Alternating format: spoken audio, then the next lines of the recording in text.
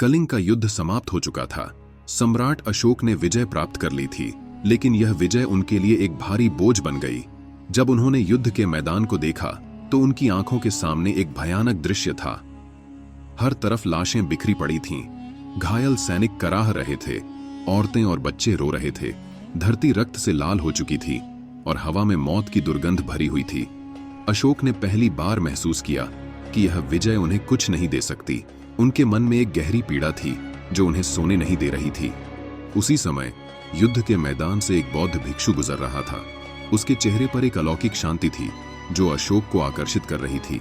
अशोक ने उससे पूछा, मैंने पूरा भारत जीत लिया है, फिर भी मेरे मन को शांति क्यों नहीं मिल रही? भिक्षु ने मुस्कुराते हुए कहा, राजन, तुमने केवल धरती को जीता है, लेकिन अपने हृदय को खो दिया है। सच्ची विजय तलवार से नहीं, बल्कि प्रेम और करुणा से मिलती है। तुमने लोगों को मारकर क्या पाया?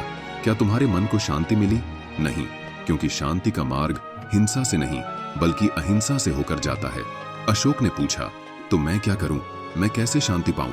भिक्षु ने कहा, बुद्ध का धर्म अपनाओ। यह धर्म तुम्हें सिखाएगा कि कैसे प्रेम और करुणा से रहना है। लोगों को मारने के बजाय उन्हें बचाने के बारे में सोचो। हिंसा का मार्ग छोड़कर अहिंसा का मार्ग अपनाओ। बुद्ध धर्म का प्रचार करो और देखो तुम्हारे मन को कैसी शांति मिलती है।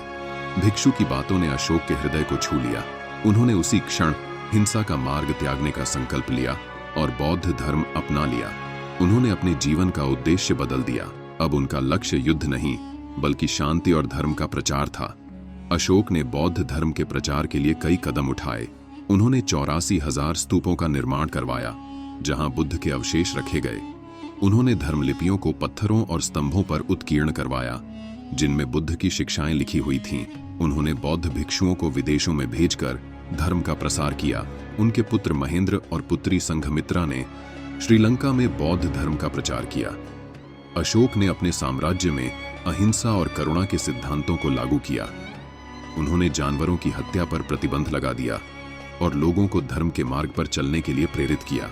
सम्राट अशोक का हृदय परिवर्तन न केवल उनके जीवन के लिए, बल्कि पूरे विश्व के लिए एक महत्वपूर्ण घटना थी। उन्होंने साबित कर दिया कि सच्ची महानता तलवार की ताकत में नहीं, बल्कि प्रेम, करुणा और अहिंसा में होती है। उनकी कहानी आज भी हमें यह सिखाती है कि शांति और प्रेम ही सबसे बड़ा धर्म है।